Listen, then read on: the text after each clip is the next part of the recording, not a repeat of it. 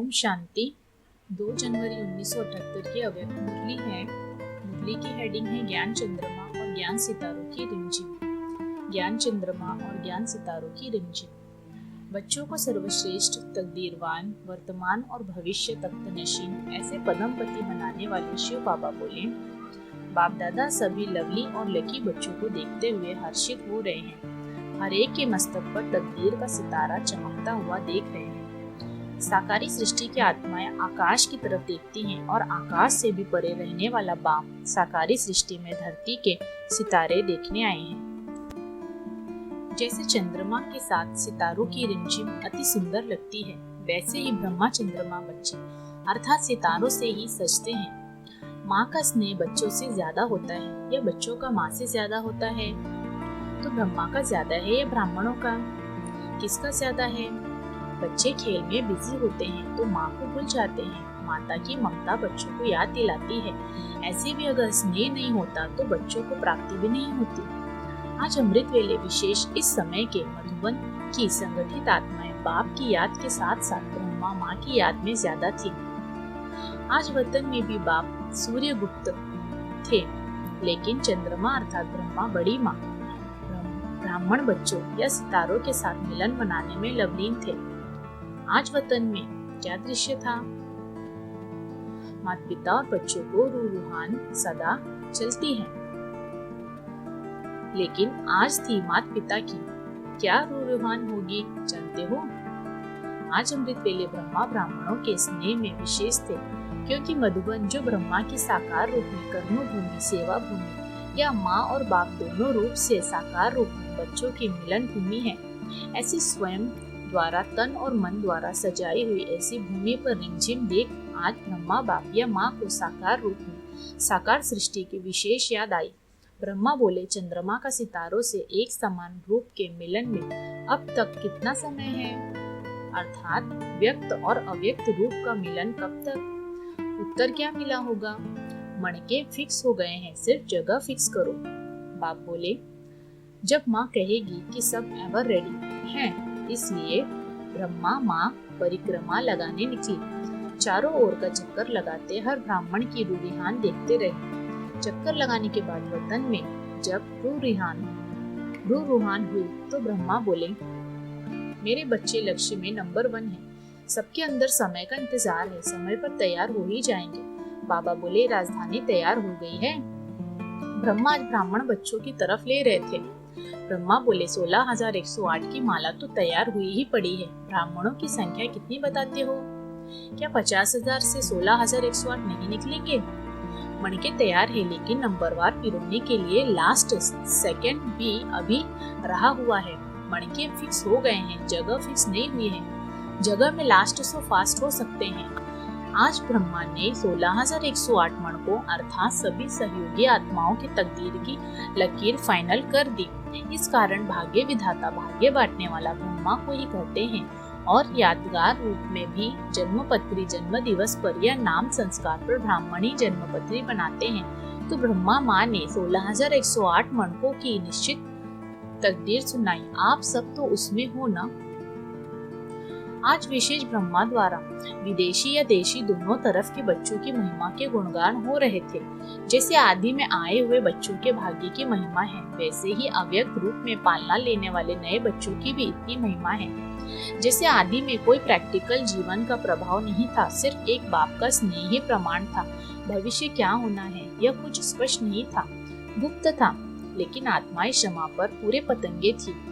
ऐसे ही नए बच्चों की आगे अनेक जीवन के प्रमाण हैं। आदि मध्य अंत स्पष्ट है। 84 जन्मों की जन्मपत्री स्पष्ट है। पुरुषार्थ और प्रारब्ध दोनों ही स्पष्ट हैं, लेकिन बाप अव्यक्त है। बाप की पालना अव्यक्त रूप में होते हुए भी अव्यक्त रूप का अनुभव कराती है।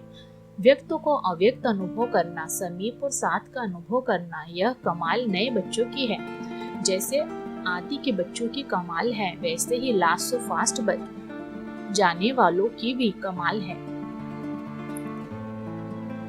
जैसे आदि के बच्चों की कमाल है, वैसे ही लास्ट सो फास्ट जाने वालों की भी कमाल है।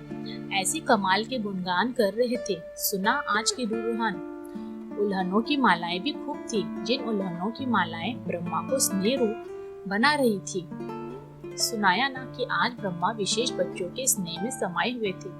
स्नेह की मूर्ति होते हुए भी ड्रामा की सीट पर सेट थे, इसलिए स्नेह को समा रहे थे। आप लोग भी सागर के बच्चे समाने वाले हो ना, दिखा भी सकते हो और समा भी सकते हो।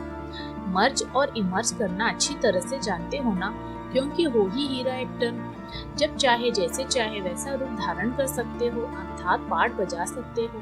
अच्छा, ऐसे सदा स्नेही, सर्व शक्तियों से संपन्न, सदा अति प्यारे और अति न्यारे, सदैव अपनी तकदीर के चमकते हुए सितारे को देखने वाले सर्वश्रेष्ठ तकदीरवान, वर्तमान और भविष्य तख्त नशीन, ऐसे पद्म सेकंड में स्वयं को या सर्व को परिवर्तन करने वाले विश्व कल्याणकारी बच्चों को बाप दादा का याद प्यार और नमस्ते। बच्चों का भी बाप दादा को याद प्यार, गुड मॉर्निंग और नमस्ते। दादी जी के साथ बातचीत। आज अमृत वेले ब्रह्मा ने जो विशेष आत्माओं की तकदीर की लकीर फाइनल की थी, उसमें फाइनल कौन से रत्न होंगे? 8 रत्न फाइनल हुए होंगे। माँ बाप के पास तो निश्चित है ही, बाकी है स्टेज यानी मंच पर प्रसिद्ध करना। बाप के पास 108 ही निश्चित है। क्यों? बाप के पास भविष्य भी ऐसा ही क्लियर है जैसे वर्तमान। अनन्य बच्चों के पास भी भविष्य ऐसा ही स्पष्ट होता जा रहा है, क्योंकि बाप के साथ सर्व कार्य में समीप और सहयोगी है। तो अष्टरत्न चीफ जस्टिस है। जस्टिस की जजमेंट हाँ या ना की फाइनल होती है। बाप प्रेसिडेंट है, लेकिन बच्चे चीफ जस्टिस हैं। जजमेंट बच्चों की है। चीफ जस्टिस की जजमेंट सदा यथार्थ होती है। जस्टिस के ऊपर चीफ जस्टिस हाँ या ना कर सकते हैं, लेकिन चीफ जस्टिस के जजमेंट की बहुत वैल्यू होती है। इसलिए जब तक भविष्य भी वर्तमान के समान स्पष्ट न हो, तो जजमेंट यथार्थ कैसे दे सकेंगे? वर्तमान और भविष्य की समानता, इसी को ही बाप की समानता कहा जाता है। ऐसी स्टेज यानी अवस्था अनुभव में लाई है। आज साकारी रूप में याद किया था या अव्यक्त रूप में? सितारों को देख चंद्रमा याद आता है ना, इसलिए आज ब्रह्मा ने भी याद किया। अच्छा, पार्टियों से मुलाकात। गुजरात पार्टी।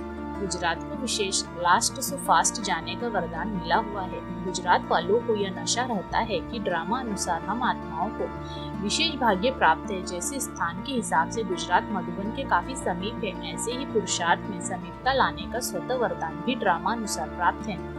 क्योंकि जैसे स्थान के हिसाब से समीप हो, वैसे ज्ञान की धारणा के हिसाब से धारणा योग्य धरती है। जैसे धरती अच्छी होती तो फल जल्दी निकलता है, मेहनत कम और फल ज्यादा निकलता है। तो गुजरात को धरनी का और समीप होने का वरदान है। ऐसी वरदानी आत्माएं पुरुषार्थ में कितनी तेज होंगी। धारणा की सब्जेक्ट में गुजरात प्रदेश के निवासियों को लिफ्ट है।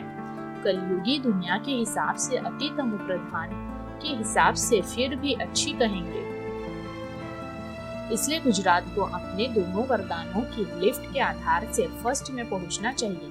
वरदानों का लाभ लो तो हर मुश्किल बात सहज अनुभव करेंगे। देखने में अति मुश्किल होगी, लेकिन अति सहज रीति से हल हो जाएगा। इसको कहा जाता है पहाड़ भी रुई समान बन जाता।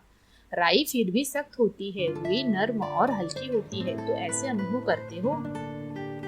इस मुरली की विशेष बातें। पहला, अष्टरत्न चीफ जस्टिस है। जस्टिस के ऊपर चीफ जस्टिस हाँ या ना कर सकते हैं, लेकिन चीफ जस्टिस की जजमेंट की बहुत वैल्यू होती है। इसलिए जब तक भविष्य भी वर्तमान समान स्पष्ट न हो, जजमेंट यथार्थ कैसे दे सकेंगे? दूसरा, वर्तमान और भविष्य की समानता, इसी को ही बाप की समानता कहा जाता है। वर्तमान और भविष्य की समानता, इसी को ही बाप की समानता कहा जाता है। अच्छा, ओम शांति।